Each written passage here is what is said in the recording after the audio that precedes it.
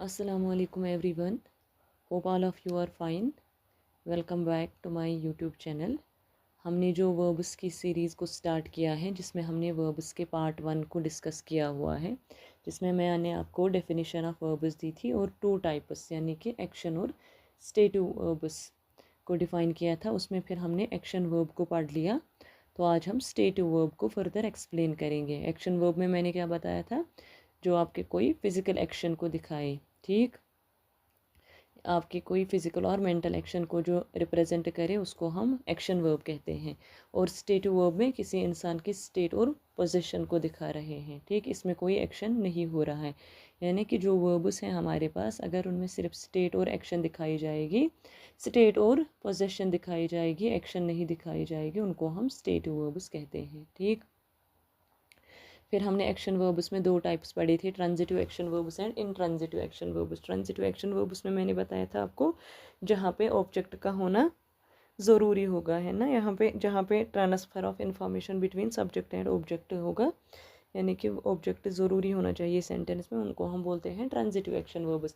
और इन transitive action verbs वो होते हैं जहाँ पे ऑब्जेक्ट की ज़रूरत नहीं होती है, यानी कि subject plus verb plus object, ये हमारा बेसिक स्ट्रक्चर ऑफ सेंटेंस है। अब ऑब्जेक्ट के बिना भी हमारा सेंटेंस बनेगा जिसमें सिर्फ सब्जेक्ट और वर्ब होगा। For example, the baby cried, baby यहाँ पे सब्जेक्ट है, क्राइड इसमें वर्ब है, ठीक, और इसमें ऑब्जेक्ट कोई भी नहीं है, तो ये हमारा इनट्रांजिटिव एक्शन वर्ब बन जाता है। अनदर बताया था मैंने concept of ditransitive verb. Ditransitive verb हैं वो वर्ब्स होते हैं जिनमें डाई यानी कि दो ऑब्जेक्ट्स होते हैं, ठीक। एक होता है इनडायरेक्ट ऑब्जेक्ट, दूसरा होता है डायरेक्ट ऑब्जेक्ट। इनडायरेक्ट ऑब्जेक्ट में हमारे पास यूजुअली पर्सन्स आते हैं ना, और डायरेक्ट ऑब्जेक्ट में हमारे थिंग्स आ जाते हैं, ठीक। तो इसका जो बेसिक स्ट्रक्चर है, फंडामेंटल स्ट्रक्चर है, फाउंडेशनल स्ट्रक्चर है, वो क्या है, एक तो सब्जेक्ट होगा, फिर वर्ब होगा, फिर पहले इनडायरेक्ट ऑब्जेक्ट यानी कि ह्यूमन बींग्स पर्सनस के बारे में बताया जाएगा, उसके बाद थिंग्स के बारे में बताया जाएगा। For example, she gave me a book, इसमें शी सब्जेक्ट है, गेव वर्ब है, मी ऑब्जेक्ट, किसका, इनडायरेक्ट ऑब्जेक्ट है ना, ह्यूमंस का, आई का, आई सब्जेक्ट, उसका ऑब्जेक्ट मी, और इसी तरह बुक एक थिंग है, ये बन जाता है हमारा डायरेक्ट ऑब्जेक्ट। बट कभी कभी सेंटेंस में क्या होता है कि जो इनडायरेक्ट और डायरेक्ट ऑब्जेक्ट हैं ये अपनी पोजीशंस को इंटरचेंज करते हैं। इंटरचेंज कैसे, पहले तो थिंग के बारे में जिक्र किया जाएगा सेंटेंस में, उसके बाद पर्सन के बारे में। तो उस टाइम हमें रूल याद रखना है कौन सा, कि डायरेक्ट ऑब्जेक्ट के बाद अगर हम subject plus verb plus direct object, यहाँ तक तो सेंटेंस ठीक है, ठीक। इसके बाद अगर हम इनडायरेक्ट ऑब्जेक्ट को लिखेंगे तो उसको हम डायरेक्टली नहीं लिखेंगे। एक तो इन्होंने पोजीशन चेंज की है, पहले तो इनडायरेक्ट आना चाहिए फिर डायरेक्ट, लेकिन यहाँ पे पहले डायरेक्ट ऑब्जेक्ट आया उसके बाद इनडायरेक्ट आएगा, लेकिन इनडायरेक्ट से पहले हमें प्रिपोजिशन का ऐड करना है। For example, she gave a book to me, to का यूज़ हुआ ना, टू, फॉर, बिटवीन, ये हमारे प्रिपोजिशंस हैं, यानी कि इनडायरेक्ट ऑब्जेक्ट से पहले प्रिपोजिशन का यूज़ होगा। ये मैंने आपको प्रीवियस लेक्चर में ऑलरेडी बता दिया है। The teacher taught grammar to us, यहाँ तक तो ठीक था, टीचर सब्जेक्ट था, टॉट वर्ब था, ग्रामर क्या था, थिंग, डायरेक्ट ऑब्जेक्ट, अस इसमें इनडायरेक्ट ऑब्जेक्ट है, तो इससे पहले हमने टू का यूज़ किया यानी कि प्रिपोजिशन का यूज़ किया। सिंपल रूल ये है कि subject verb indirect object direct object, indirect में ह्यूमन्स पर्सनस और डायरेक्ट में थिंग्स, ठीक। लेकिन जब हमें इन दोनों की पोजीशन इंटरचेंज होगी, डायरेक्ट ऑब्जेक्ट पहले अगर आएगा वर्ब के बाद, उसके बाद हम इनडायरेक्ट ऑब्जेक्ट को सीधे नहीं लिखेंगे, उससे पहले हम प्रिपोजिशन का यूज़ करेंगे, ठीक। आ जाइए आज के टॉपिक पे, वो है स्टेटिव वर्ब्स। जैसे मैंने आपको परसों भी बताया था, इनमें क्या है, इनमें फिजिकल एक्शन नहीं हो रही, इनमें क्या है, या तो पोजेशन होगा या तो इनमें क्या होगा, स्टेट को डिफाइन किया जाएगा। तो ये वर्ब जो है, जैसे एक्शन वर्ब्स हमारे किस में, आईएनजी फॉर्म में आते थे, कंटिन्यूस फॉर्म में आ जाते थे, स्टेटिव वर्ब्स हमारे कंटिन्यूस फॉर्म में यूजुअली नहीं आते हैं, ठीक। और क्या है, इनमें या तो एडजेक्टिव्स होगा या तो कॉम्प्लीमेंट्स होगा, लेकिन इनके साथ कभी कभी नाउन भी होता है और प्रीपोजिशनल फ्रेजेस, ठीक, यानी कि 4 पॉइंट्स हमें स्टेटिव वर्ब्स में याद रखना है। या तो इनके साथ एडजेक्टिव होगा या तो इनके साथ कोई एडजेक्टिव एज कॉम्प्लीमेंट, ठीक, गुड और बैड कॉम्प्लीमेंट, है ना, एडजेक्टिव में हम किसी की सिफत को बयान करते हैं, या तो बैड ट्रेट होगा या तो गुड ट्रेट होगा। इनमें नाउन्स भी आ सकते हैं और इनमें प्रीपोजिशनल फ्रेजेस भी आते हैं, किन में, स्टेटिव वर्ब्स में। ठीक, अब हम इनको देखते हैं कौन कौन सी कैटेगरी बन जाती है स्टेटिव वर्ब्स में। ये तो मैंने आपको पहले ही बता दिया कि कंटिन्यूस फॉर्म में नहीं आते हैं, यानी कि आईएनजी फॉर्म में नहीं आते हैं, तो इनको क्या बोलते हैं, स्टेटिव वर्ब्स को हम नॉन कंटिन्यूस वर्ब्स भी बोलते हैं। ठीक, ये जो सेकंड नेम है ना, हर एक जिस जिस सेंटेंस, जिस जिस वर्ब, जिस जिस टेंस का मैं बताऊंगी आगे, या प्रोनाउन का दूसरा नाम, ये प्लीज़ बेटा नोट डाउन कर लेना, क्योंकि एग्ज़ाम में से आपके क्वेश्चंस बन जाते हैं ना, कभी कंटिन्यूस के बजाय प्रोग्रेसिव वर्ब्स आ जाएंगे तो आप बोलोगे कि प्रोग्रेसिव तो हमने पढ़ा ही नहीं है। जैसे ट्रांजिटिव, इंट्रांजिटिव वर्ब्स में आजकल आपका ट्रेंड बन गया है, इसमें से बहुत सारे क्वेश्चंस आते हैं। तो इसी तरह इन चीज़ों का भी सेकंड नाम भी याद रख लेना, क्योंकि एग्ज़ाम में पूछे जा सकते हैं। नॉन कंटिन्यूस को हम नॉन प्रोग्रेसिव वर्ब्स भी बोलते हैं। ठीक, ये जो स्टेटिव वर्ब्स हैं हमारे, इनको हम नॉन प्रोग्रेसिव वर्ब्स भी बोलते हैं। Non progressive means non continuous verbs, क्यों, क्योंकि इनमें आईएनजी फॉर्म नहीं आती है। पहला टाइप कौन सा है, वर्ब्स ऑफ फीलिंग और इमोशन। ठीक, फॉर एग्जांपल अगर हमें कहीं पे कोई इमोशन दिखानी होगी, कोई फीलिंग दिखानी होगी, ठीक, उनमें से हम क्या है, स्टेट को दिखा रहे हैं। For example I love my father, तो अपने फादर की तरफ जो लव दिखा रहे हैं, ये क्या है हमारा, ये हमारा एक इमोशन है, हमारी एक फीलिंग है टुवर्ड्स आवर फादर। अच्छा, किसी चीज़ को हम पसंद करते हैं, लाइक करते हैं, किसी चीज़ को डिसलाइक करते हैं, ये सब हमारी किन में आ जाएंगी, फीलिंग्स में और इमोशंस में। अब हमें याद क्या रखना है कि अगर हमें ये फीलिंग वाले और इमोशनल वाले वर्ब्स यूज़ करने हैं, किस में, स्टेटिव फॉर्म में, तो इनके साथ आईएनजी की फॉर्म नहीं आ जाएगी। अगर इनके साथ आईएनजी फॉर्म आएगी, या तो वो रॉन्ग होगी या तो वो टेम्पोररी होगी। ठीक, for example I am loving this book, I love this book, तो सेंटेंस करेक्ट ये वाला बन जाएगा। अगर आपको एरर बेस्ड क्वेश्चन आ जाएगा एग्जाम में, पहला आएगा आपको I am loving this book, second आएगा आई लव दिस बुक। ठीक, तो इसमें करेक्ट कौन सा हो जाएगा, आई लव दिस बुक। क्यों, क्योंकि हमें पता है जहाँ पे स्टेटिव वर्ब्स होंगे, यानी कि अगर फीलिंग होगी, इमोशन को दिखाना होगा, तो उसमें कंटिन्यूस फॉर्म नहीं आएगी। अब ये टेम्पोररी फीलिंग क्या है, फॉर एग्जांपल आपने किसी को बुक दिखाई, कुछ दिनों के लिए आपने उसको दे दी, बोला कि इसका रिव्यू दीजिए, वो बोल रहा है I am loving this book, यानी कि वो एक शॉर्ट टर्म के लिए है, वो एक परमानेंट नहीं है। ठीक, तो लविंग यहाँ पे है ना, ये आपका इनकरेक्ट सेंटेंस बन जाएगा। यहाँ पे करेक्ट आ जाएगा आई लव दिस बुक। इसी तरह अगर थिंकिंग या ओपिनियन हमें वर्ब्स में दिखानी होगी, इनमें से कौन से वर्ड्स आएंगे, नो आएगा, बिलीव, अंडरस्टैंड एंड रिमेंबर। सोचना है ना किसी को, जैसे मैंने आपको परसों भी एग्जांपल दी थी, अगर कोई दिमाग में कोई आंसर को सोच रहा है, वो क्या बन जाती है, उसकी थिंकिंग, वो उसकी मेंटल एक्शन बन जाती है। मेंटल एक्शन को जब तक हम एक्सिक्यूट नहीं करेंगे, इन एक्शन में जब तक कि टीचर के सामने आंसर को नहीं बता देंगे, तब तक वो स्टेटिव वर्ब ही रहेगा। यानी कि जो हमारी मेंटल एक्शंस हैं, जो हमारे माइंड में चल रही हैं, तब तक वो एक्शन में नहीं आएंगे जब तक हम उनको एग्जीक्यूट नहीं करेंगे। जैसे है ना, she is knowing the answer. Knowing हमें पता है, नो यानी कि जानना। जानना क्या है, हमारी एक कैपेबिलिटी, एबिलिटी है एक इंसान की, है ना, ये पोजेस कर रहा है इंसान इस चीज़ को। तो एबिलिटी के साथ हमारा पोजेशन, एबिलिटी, स्टेट, इन चीज़ों के साथ हमारी आईएनजी फॉर्म नहीं आएगी।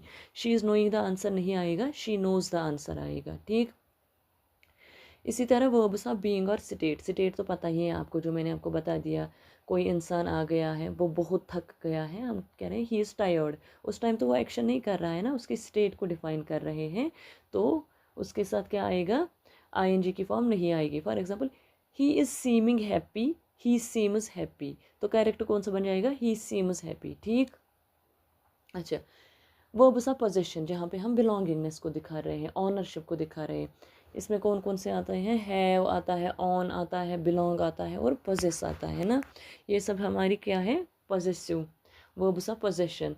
For example he is having 2 cars, he has 2 cars, तो हमें पता है हैज़ के साथ, हैव के साथ, हैज़ के साथ आईएनजी की फॉर्म नहीं आ जाएगी, तो क्या आएगा, ही हैज़ 2 कार्स, यानी कि ही पोजेसेस 2 कार्स।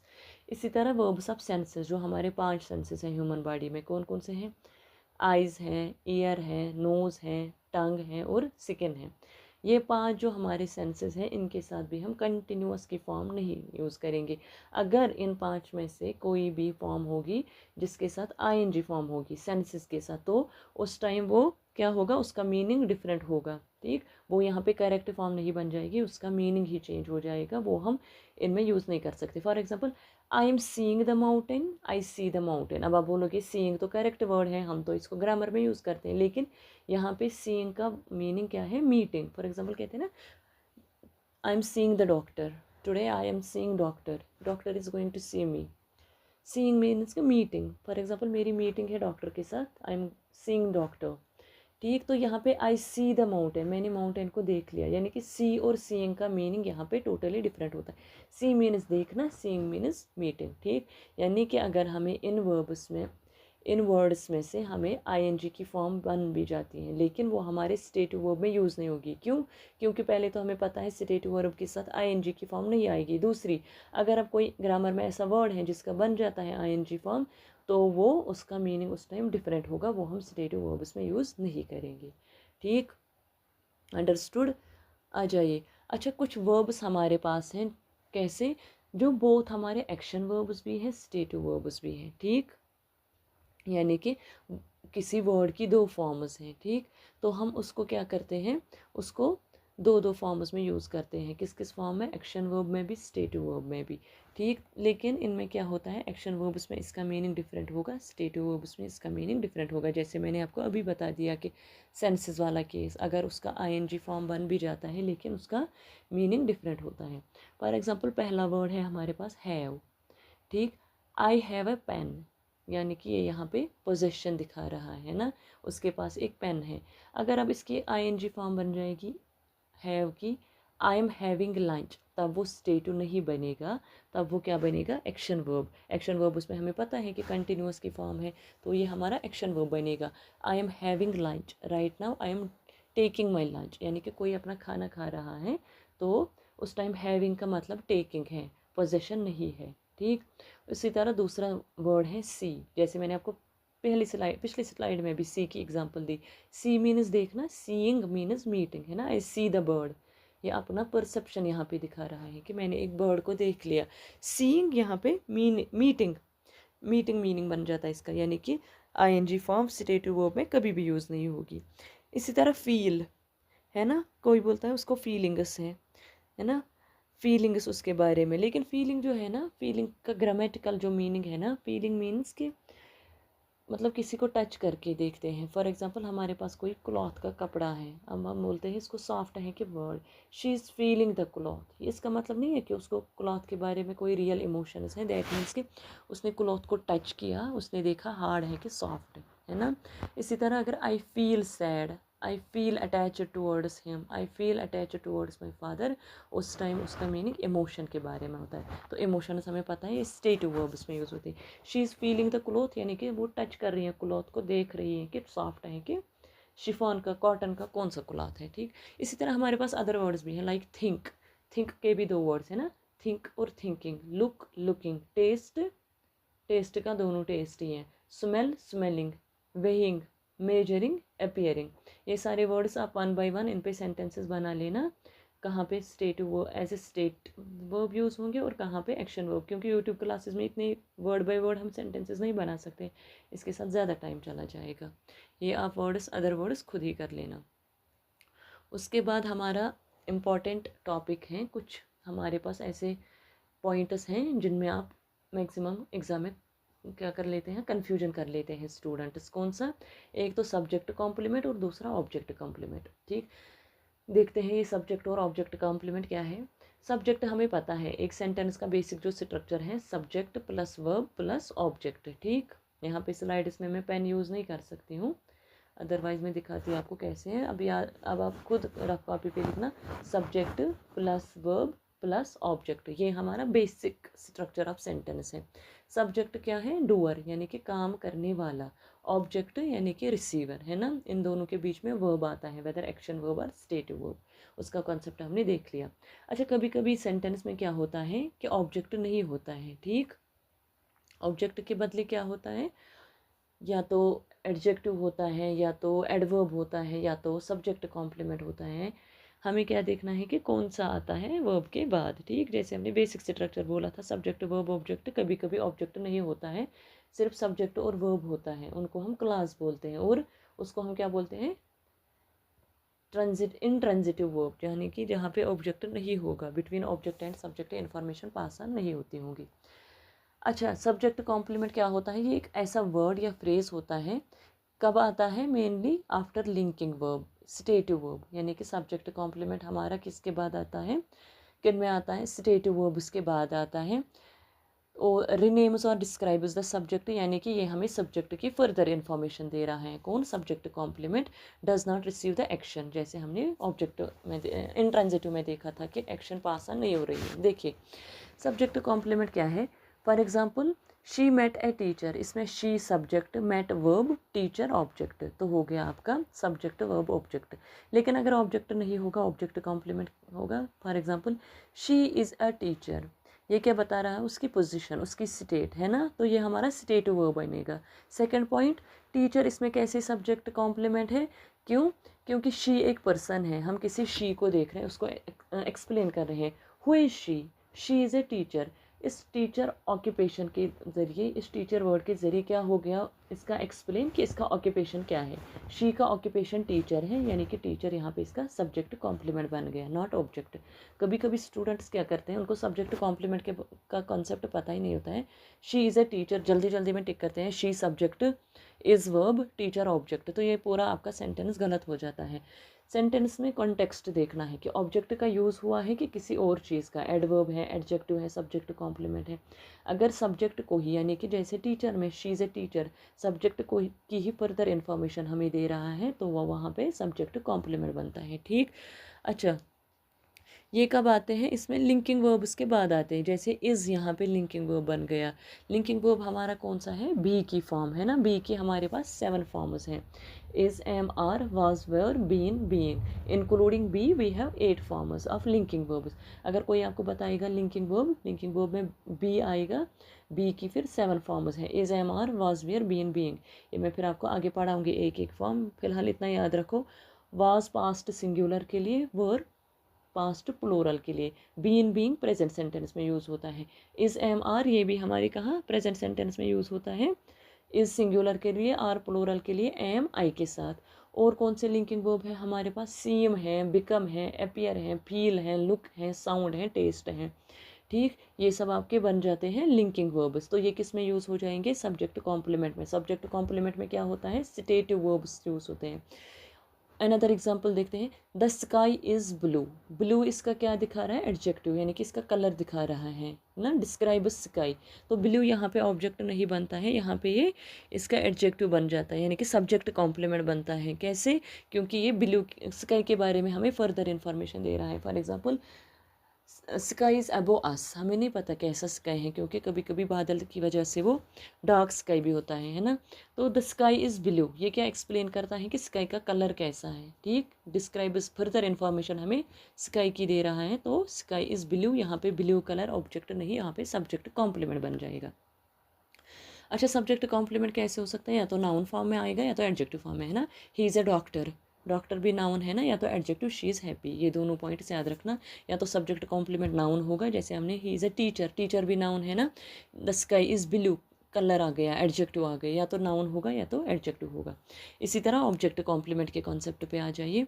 ऑब्जेक्ट हमें पता है रिसीवर, यानी कि जिसपे एक्शन हो रही है। ठीक, जैसे सब्जेक्ट कॉम्प्लीमेंट में further information about subject they रहा था, वैसे ही ऑब्जेक्ट कॉम्प्लीमेंट हमें ऑब्जेक्ट की फर्दर इन्फॉर्मेशन दे रहा है। इसका मतलब ये है कि जैसे सब्जेक्ट कॉम्प्लीमेंट वाले सेंटेंस में सब्जेक्ट का होना ज़रूरी है, क्योंकि तभी तो इन्फॉर्मेशन मिलेगी सब्जेक्ट की। यहाँ पे भी ऑब्जेक्ट कॉम्प्लीमेंट वाले सेंटेंस में भी ऑब्जेक्ट का होना ज़रूरी है। क्यों? क्योंकि तभी हमें फर्दर ऑब्जेक्ट की इन्फॉर्मेशन मिलेगी। ठीक, ये कब आता है? मेनली तो कम्स आफ्टर ऑब्जेक्ट, रिनेम्स और describes the complete is the meaning of the object. ठीक, इसका स्ट्रक्चर क्या है? सब्जेक्ट, वर्ब, ऑब्जेक्ट, फिर उसके बाद ऑब्जेक्ट कॉम्प्लीमेंट। यानी कि सब्जेक्ट कॉम्प्लीमेंट में हमें ऑब्जेक्ट की ज़रूरत नहीं होती थी, लेकिन ऑब्जेक्ट कॉम्प्लीमेंट में हमें ऑब्जेक्ट की ज़रूरत है। क्यों? क्योंकि इसी को तो एक्सप्लेन करना है, फिर वैसे किसको एक्सप्लेन करेंगे। अच्छा, जिसमें उसमें थे ना लिंकिंग वर्ब्स, इसमें ये वाले वर्ब्स आ जाएंगे आपको। Make, call, name, elect, consider, find, appoint, paint, ये वाले आपके इसमें वर्ड्स बन जाते हैं। ठीक, इसमें ऑब्जेक्ट कॉम्प्लीमेंट में, यानी कि जहाँ पे कोई ऑब्जेक्ट दिया गया होगा, जहाँ पे कोई एक्शन या स्टेट को बताया गया होगा, ठीक, वर्ब के बाद ऑब्जेक्ट आया होगा, उसके बाद इनमें से कोई भी वर्ड आ सकता है, तो इनको हम क्या बोलेंगे कि इसमें object complement. For example they made him captain, they subject, made verb, him object है ना, ही का he subject, him object. Captain, captain किसको बना दिया, हिम को। दे यानी कि कुछ पर्सनस ने, हिम एक अलग शख्स है, एक बॉय है, उसको उन्होंने कैप्टन बना दिया। कैप्टन किसकी फर्दर इन्फॉर्मेशन दे रहा है, उस बॉय की, हिम की।